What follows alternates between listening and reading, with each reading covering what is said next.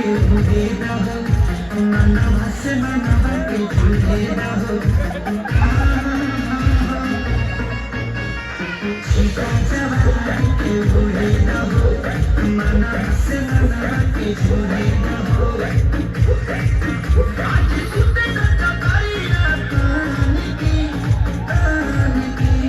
कहानी की टूट जाए राजा से